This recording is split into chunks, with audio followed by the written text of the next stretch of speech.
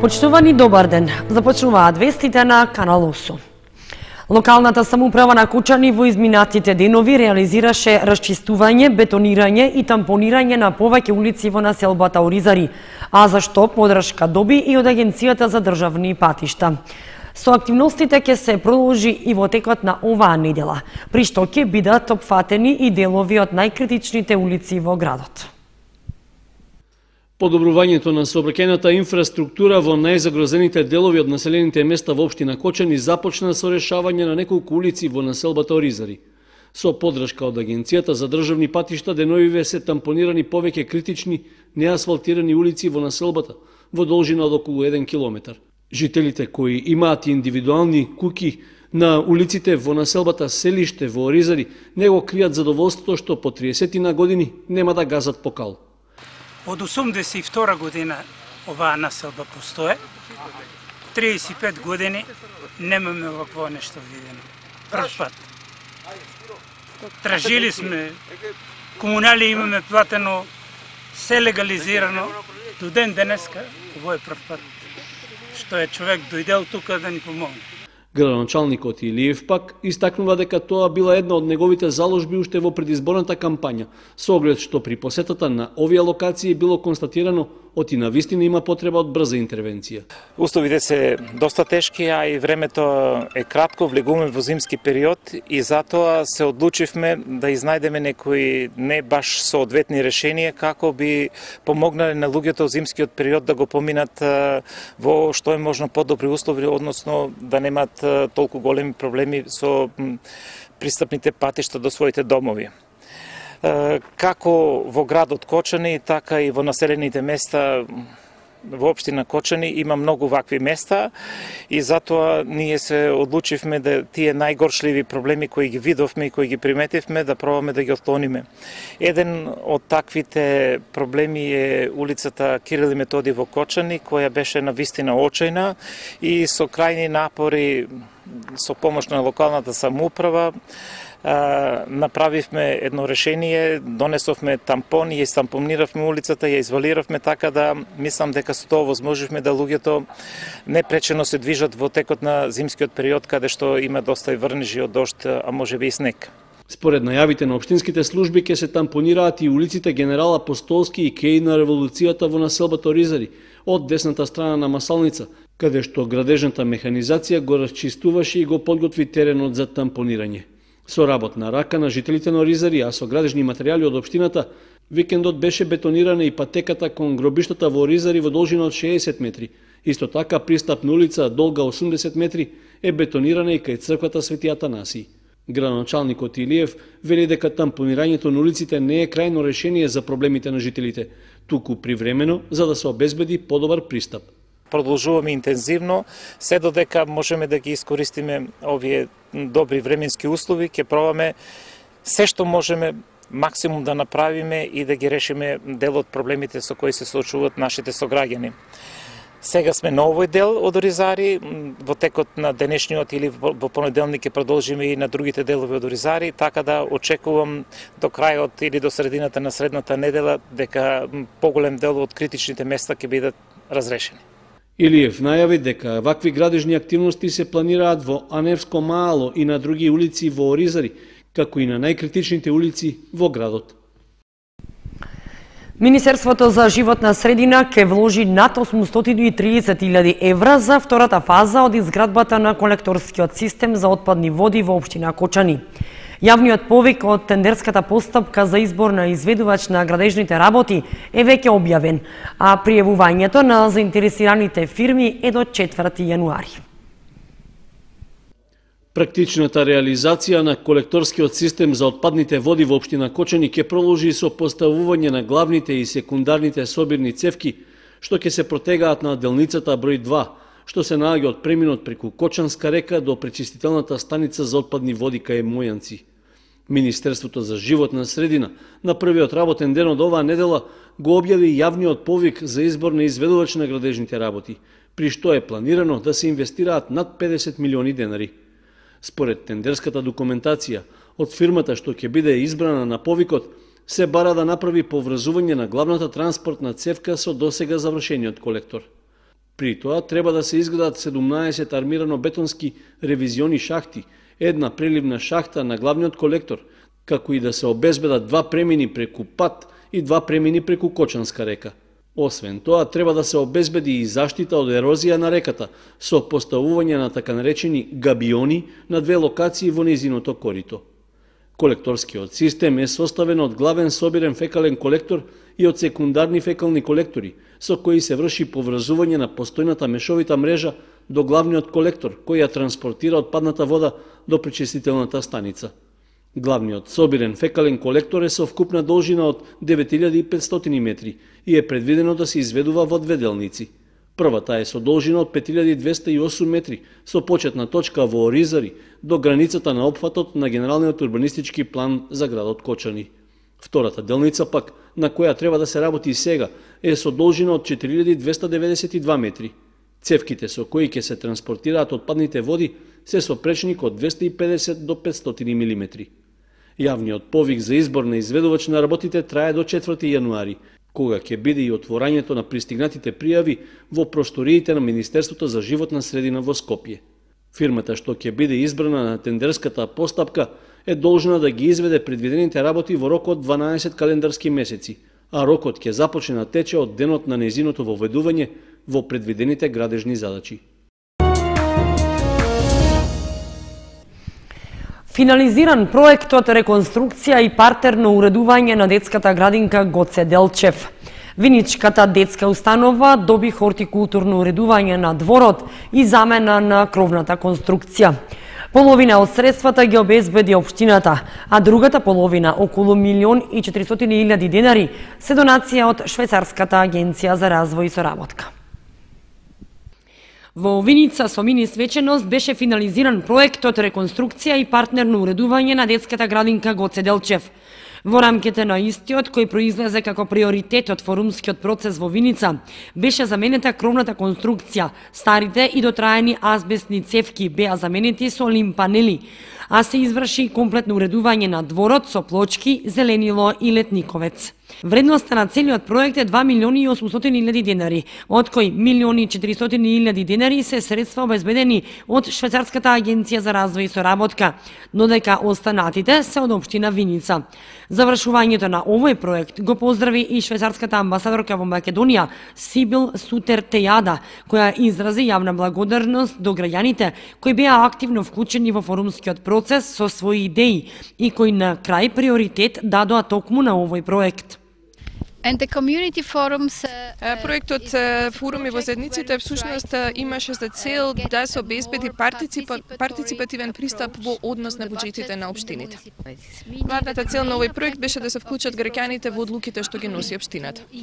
За мене оваа детска градинка е особено важна, вели, бидејќи инвестирањето во децата е всушност најважната работа, барем според мене, и она што всушност го направила општината заедно. Драго ми е што гледам дека овој проект е финализиран, како што слушнавме. Проектот се спроведуваше во еден подолг процес и затоа ми е особено задоволство што можам да видам дека сето тоа е завршено денеска во онака како што изгледа денеска и дека децата може да уживаат не само овде во дворот, туку и внатре во игротеките, во игралните.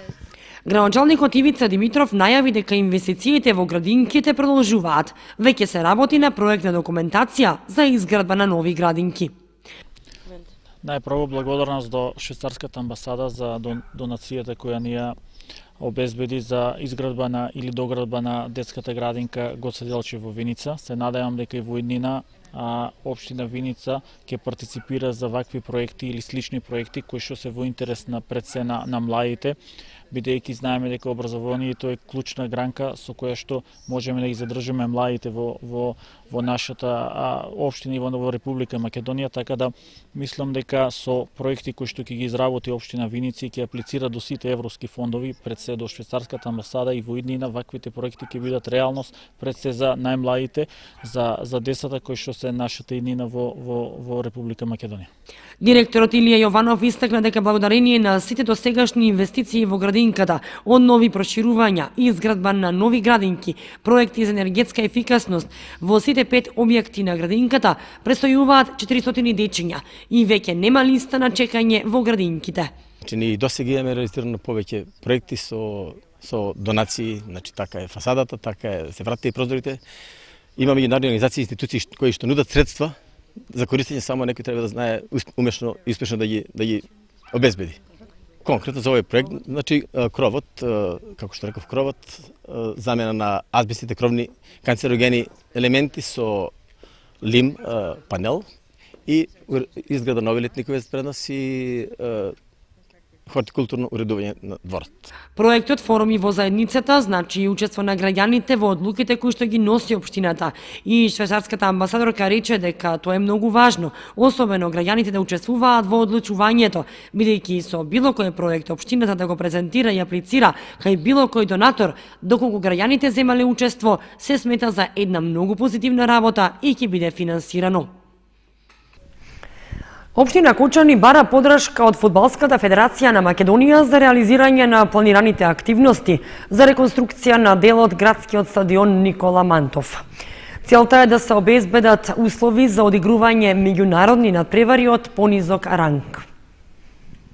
Заради унапредување на спортот и спортските објекти со кои располагаат градот и општината, локалната власт на Кочани не се откажува од планираните активности за подобрување на условите на стадионот Никола Мантов. Иако се очекуваше да се преземат поголеми зафати за негова реконструкција, до сега се остана само на хартија со исклучок на извисни активности околу наводнувањето на теренот. Со цел да се разгледаат идеите и можностите околу одржувањето и заедничките инвестиции на овој спортски објект, градоначалникот Николчо Илиев имаше работна средба со представници од Фудбалската федерација на Македонија. Според информациите добиени по средбата, на повидок е решавање на прашањето за поставување 1500 столчиња на источната трибина, како и други инвестиции во инфраструктурата и во одржувањето. Тоа би требало да го подигне нивото на стадионот за одигрување на помали меѓународни надпревари. При тоа со представниците на Фудбалската федерација постигнат е почетен договор за довршување на работите што се најуваа за изминатиот период, а со што ќе се обезбеди исполнување на пропишаните критериуми за меѓународните надпревари. Општина Кочани очекува подршка од Фудбалската федерација на Македонија и во решавањето на основните потреби за одржување на фудбалскиот терен на стадионот Никола Мантов.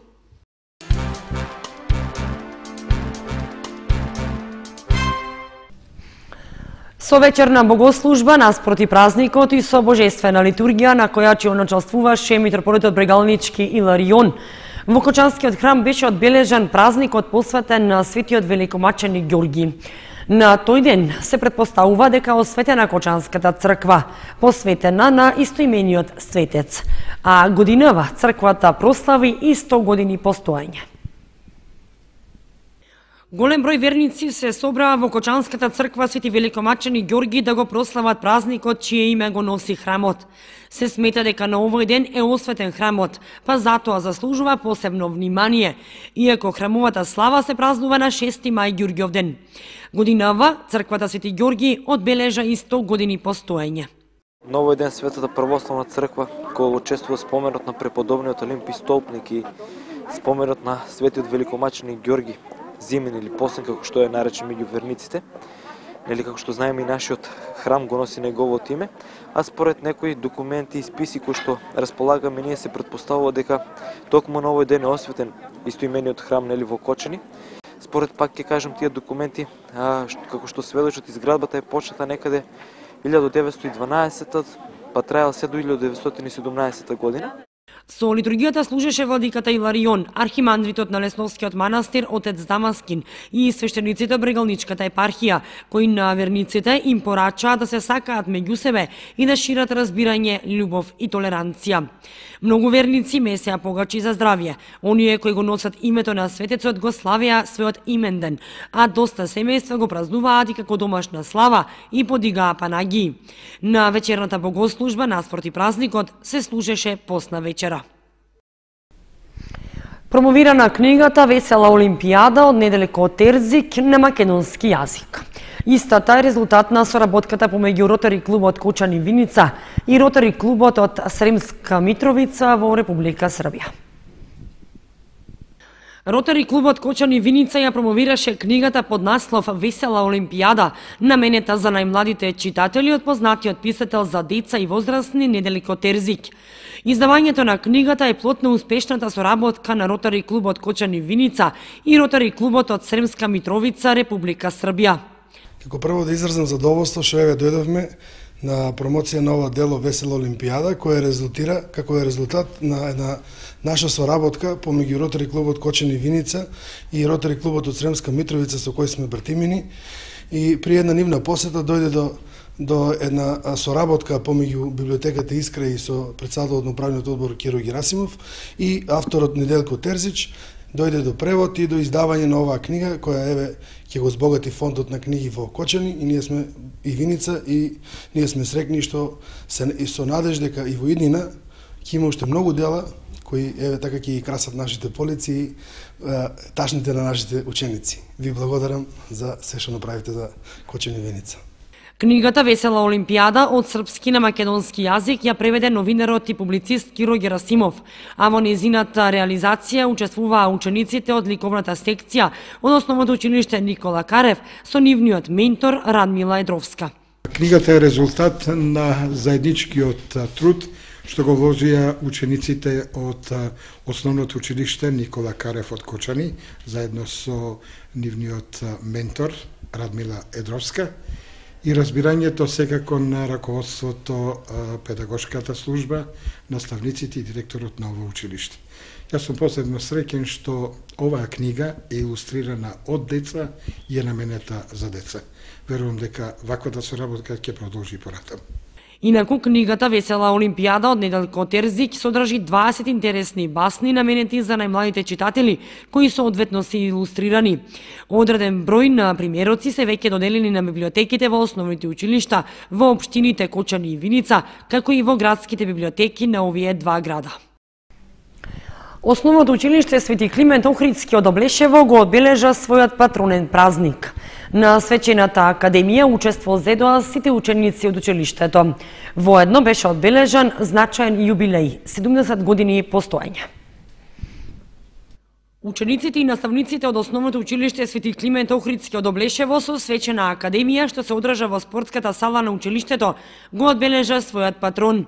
Преку игра, песна и смеа, учениците го покажаа она што научиле и подготвиле за оваа пригода. Присутните ги поздрави директорката на училиштето Силвана Мишкова, која рече дека уште многу ќе се работи и инвестира во училиштето и со тоа ќе се работи на подобрување на амбиентот во него. Нашето училиште има голема чест што го носи името на еден просветител Климент Охридски. Тој сиот свој живот го посветил на она што ние денес го живееме. Ви посакувам добре дојде на свечената академија во чест на празникот посветен на нашиот патрон Климент Охридски. Училиштето од неговите почетоци па до денес означува 70 години од постоењето. За нас вработените, учениците, родителите и многумина генерации стана синоним на училиште во кое се работи сериозно со голем елам и посветеност. Во него нашите ученици стекнуваат знаење и се подготвуваат за предизвиците на иднината. Се трудиме да го афирмираме училиштето на сите полиња, внесувајќи иновации во наставата, учествувајќи активно во многу проекти во кои наставниците и учениците работат неуморно и секако постигнуваат резултати. По повод патрониот празник на училиштето беше распишан литературен конкурс и беше избрана најдобра творба, а ја доби ученичката Јована Велкова, која што пред публиката ја прочита наградената творба. Во организирањето и подготовката на свечената академија учествуваа сите ученици и наставници од училиштето, а воедно училиштето одбележа значаен јубилеј – 70 години постоење.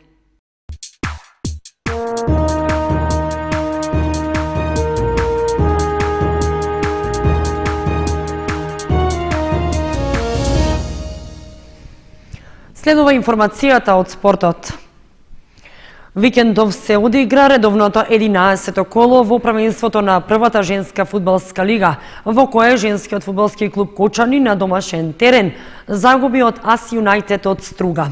Во втората футсал лига, двете кочански екипи, Унипап и Торпедо, постигнаа победи и освоија нови бодови. Без освоени бодови остана женскиот фудбалски клуб Кочани и во последното коло од есенскиот дел на првенството во првата фудбалска лига за жени.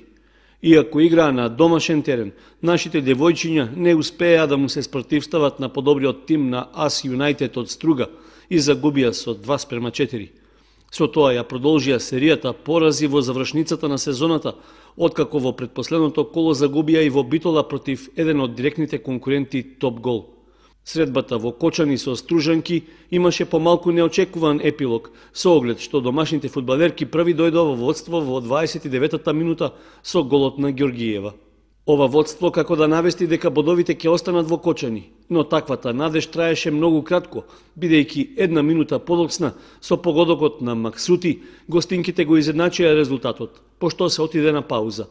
Во второто полувреме имаше уште понеизвесен резултатски пресврт, при што во 62-та минута домашниот чувар на мрежата Костова направи фаул надвор од казнетиот простор и заработи црвен картон. АС Юнајтед ја искористи шансата и до следениот слободен удар, па со погодокот на Речи поведе со 2:1. Израмнувањето за домашните го донесе Атанасова во 73-та минута, но очекувањата од и ЖФК Кочани може да освои барем бод се изгубија 3 минути подоцна, кога Речи повторно ја затресе мрежата на домакинките. На 10 минути пред крајот на надпреварот, стружанки го зголемија водството и ја потврдија победата со погодокот на Рубинова. Со досега освоените 10 бода, кочанскиот женски прволигаш паузата во првенството ќе помине на 8-та позиција, што може да се смета и за известна предност во избегнувањето на дното на табелата пред продолжението во пролетниот дел. Викендов се одигра и предпоследното коло во втората футсал лига. Двете екипи од Кочани забележаа победи и го подобрија собственото бодовно салдо. Тимот на Унипап на домашен терен во саботата се сретна со Карадаку од кумановското село Липково и го порази со 7:4. Убедливата игра и победата за нашите фудбалери можеше да се очекува уште во првото полувреме, во кое тие поведоа со 4:1, а до крајот не им дозволија на гостите да направат пресврт. Во вториот надпревар од ова коло, во салата на основното училиште Никола Карев, тимот на Торпедо се сретна со Саса од Македонска Каменица и забележа победа од 6:3. Слично како и на претходната средба, домакините остварија предност од 4:2 уште во првиот дел. До крајот на надпреварот играа сигурно, имаа неколку сериозни напади од кои искористија 2, со што ја потврдија својата победа.